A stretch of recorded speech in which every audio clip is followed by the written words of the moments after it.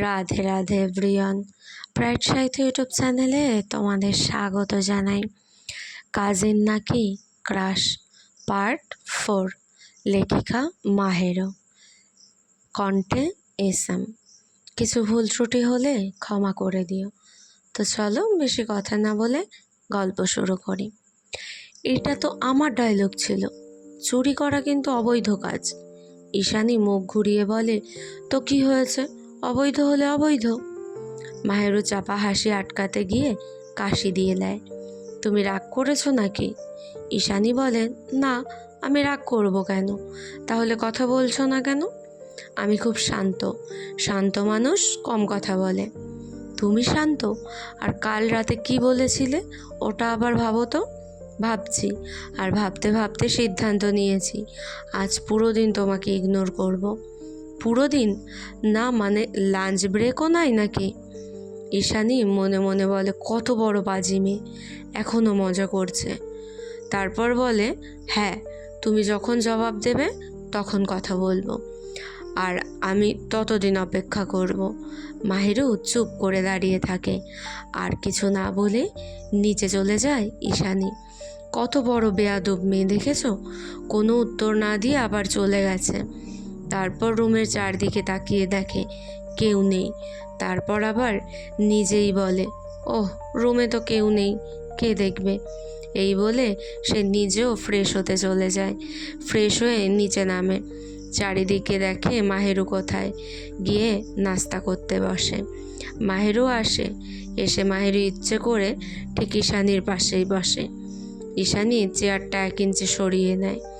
ইরা হালকা হাসি দিয়ে বলে, ওই ওই, টেবিলটা কি ভাগ হয়ে গেছে নাকি? সাথী মুখ ভর্তি রুটি নিয়ে বলে, আমি বলেছিলাম এদের মধ্যে আজ ঝড় হবে। মাহেরু ঈশানীর দিকে চা এগিয়ে দেয় এবং বলে, চা খাবেন? ঈশানী বলে ইরার দিকে তাকিয়ে, ইরা আপু, চা তুই দে, এ চা একটু ঠান্ডা লাগছে। মাহেরু হতভম্ব হয়ে বলে, আমি তো রেফ্রিজারেটর না যে আমি দেওয়াতে এই চা ঠান্ডা লাগছে। মাহেরু ডিমের প্লেট টানতে যায়। ঈশানীও একই সাথে ডিমের প্লেট ধরতে গিয়ে মাহেরুর হাত ধরে ফেলে। 5 সেকেন্ড ফ্রিজ হয়ে যায় সবাই। ইরা চিৎকার করে বলে, এইটা আবার অবৈধ স্পর্শ না তো? ঈশানী সঙ্গে সঙ্গে হাত ছাড়িয়ে বলে, আমি দুর্ঘটনাবশত হাত ধরেছি। মাহেরু বলে, দুর্ঘটনাও বারবার হচ্ছে কেন? সাথী ঈশানীকে বলে, ঈশানী, তুই আজ অফিস যাবি? ঈশানী জানায়, হ্যাঁ। তাহলে তুই বাসায় চাবি নিয়ে যাস। তুই তো আগে বাসায় আসবি।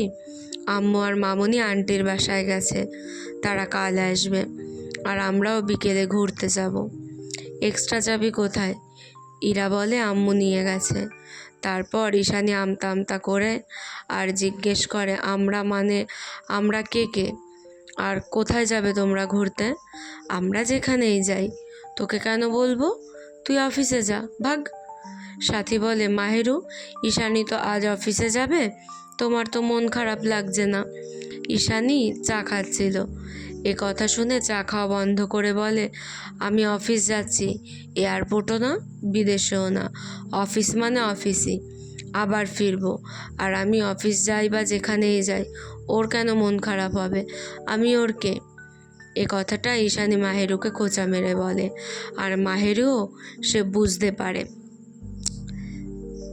মাহেরু বুকে হাত চেপে, আহা, এই কথাটা সরাসরি হার্টে লাগলো। ঈশানী খাবার শেষ করে ওঠে, অফিস যাওয়ার জন্য ব্যাগটা নেয়। ইরা বলে, আপু আমি আসছি। সবাই একসাথে বলে, যাও যাও। ঈশানী কিছুই বলে না, মনে মনে বলে, পাজি একটাবার যেও না বললে কি হতো তার? ঈশানী দরজার কাছে দাঁড়িয়ে নাটক করে বলে, যদি আজ আর ফিরেই না আসি? ইরা বলে, তাহলে চাবিটা দিয়ে যাস, নয়তো আমরা বাড়ির বাইরে থাইক্কা লাগবো। ঈশানী একটু নাটক করেও শান্তি নেই, ইজ্জত দিয়ে দেয় সবাই। ঈশানী অফিসের ভেতরে ঢুকেই ব্যাগটা টেবিলে রাখে, চেয়ার টেনে বসে, মুখে সেই শান্ত শান্ত ভাব, যেটা দেখলে বোঝা যায় ভেতরে ঝড় চলছে। ফোন টেবিলে রাখে। মনে মনে আজ কোনো নোটিফিকেশন আমাকে দুর্বল করতে পারবে না। ঠিক তখনই মাহেরও মেসেজ দেয়, পৌঁছেছো? ঈশানী স্ক্রিন দেখে পড়েই ফোন উল্টে রাখে। সিন না দেওয়াও ইগনোরের ভেতরে পড়ে। অফিসে সহকর্মী বলে, আজ খুব রাগী মুডে আছেন মনে হয় ছোট ম্যাডাম। ঈশানী বলে, হ্যাঁ, তোমাকে এত কিছু ভাবতে বলিনি, যাও এখান থেকে। আমি আজ মানুষ নয়। ঈশানী উঠে কফি নিতে গিয়ে ফোন ভাইব্রেট করে। মাহেরু আবার, চা খেয়েছো? ঈশানী কফিতে চুমুক দেয়, মনে মনে আজ তুমি যত যাই করে সিনও করবো না। এদিকে বাসায় মাহেরু ঘুরে বেড়াচ্ছে, ফোন হাতে, চোখ ফোনে। সিন নেই, রিপ্লাই নেই। সাথী পাশ থেকে বলে, কি হলো, নেট নাই? মাহেরু হতাশ হয়ে বলে, নেট আছে, রিপ্লাই নাই। হীরা হাসতে হাসতে বলে, ইগনোর লেভেল অফিস ভিত্তিক। অফিসে লাঞ্চ টাইম, সবাই গল্প করছে বসে বসে। ঈশানীও নিজের কেবিনে বসে বসে মাহেরুর কথা ভাবছে। ঠিক তখনই মাহেরু কল করে। ঈশানী তাকিয়ে দেখে আর রিংটা কেটে দেয়। শান্ত মুখে বলে, সরি জান, এভাবে ইগনোর করার জন্য। মাহেরু বাসায় বসে বসে রিপ্লাইয়ের জন্য অপেক্ষা করছে।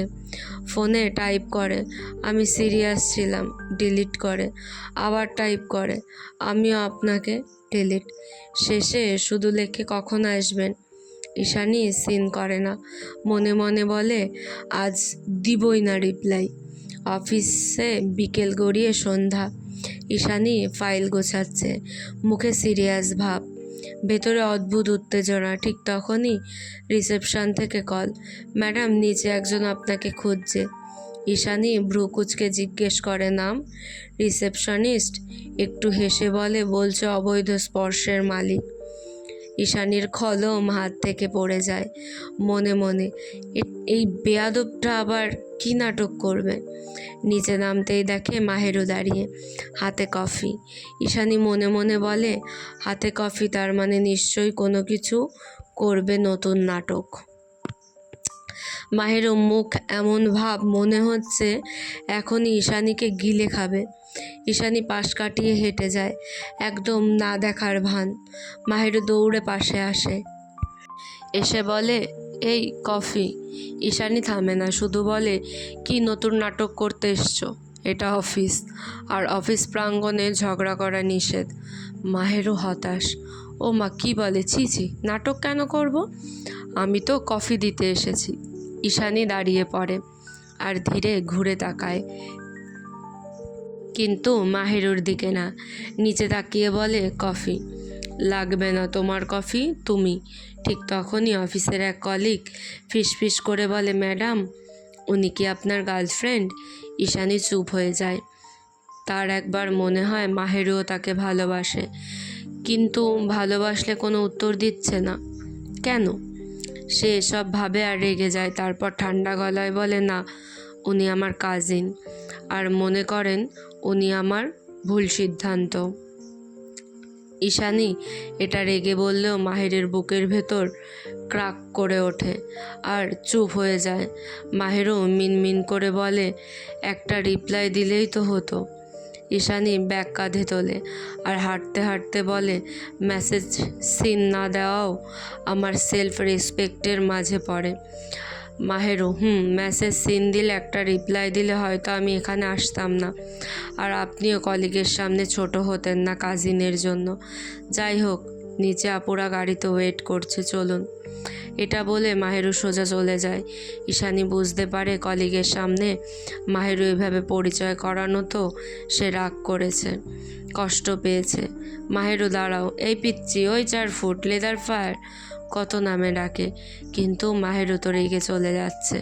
যা বাবা, রেগেছিলাম আমি, আর কোথায় আমার রাগ ভাঙাবে। ও মা, এখন দেখি আমি ওনার পেছনে দৌড়ানো লাগবে। ঈশানীও দৌড়ে পেছন পেছন যায়, গিয়ে গাড়িতে ওঠে। ঈশানীও যাবে ঘুরতে, মাহেরু নেমে যায়। কি হলো, নামলি কেন? ইরা বলে।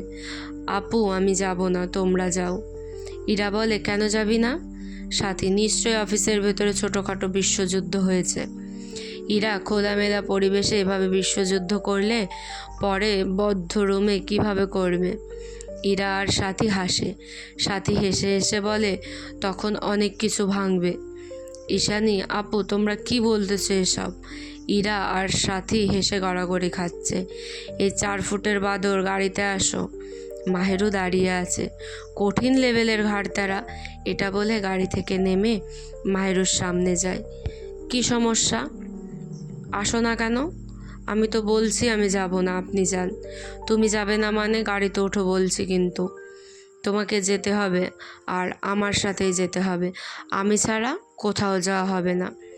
এহ, কুত্তার বাচ্চা, আমি তোর কাজিন রে। কাজিন তো কাজিনের জন্য এত জলে কেন? আর তোর না ভুল সিদ্ধান্ত? আমি তো আবার কেন এমন করছ? এই তো পিচ্চি বম ফুটছে। আল্লাহ, আর ব্লাস্ট কইরো না, নয়তো সবাই উড়ে যাবে। আচ্ছা পাখি, সরি, আমার ভুল হয়েছে, ওভাবে বলা ঠিক হয়নি। এখন চলো প্লিজ। না, আমি যাব না। ঈশানী আর কিছু বলে না, পেছন সিটে গিয়ে বসে। মাহেরু গাড়ির সাথে দাঁড়িয়েছিল। ঈশানী সিটে বসে মাহেরুকে টান দিয়ে গাড়িতে এনে নিজের কোলের ওপর বসায় আর বলে, সুইটহার্ট, যাবে না মানে? না গিয়ে কোথায় যাবে? এতক্ষণ সুন্দর মতো গাড়িতে উঠে গেলে গাড়ির সিটে বসে যেতে পারতে আরামসে। এখন কোলে করে যেতে হবে। এটা বলাতে মাহেরু কোল থেকে নামতে চায়।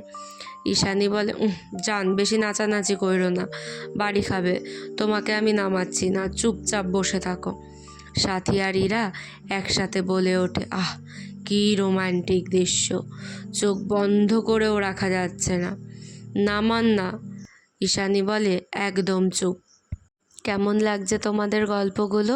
কমেন্ট করে জানিও। ভালো লাগলে একটু লাইক, কমেন্ট এবং শেয়ার করে দিও। আর এমন সুন্দর সুন্দর রোম্যান্টিক গল্প পেতে ব্রাইট সাহিত্য ইউটিউব চ্যানেলকে সাবস্ক্রাইব করতে হবে। জলদি গিয়ে সাবস্ক্রাইব করে এসো। নেক্সট পার্ট খুব তাড়াতাড়ি আসবে।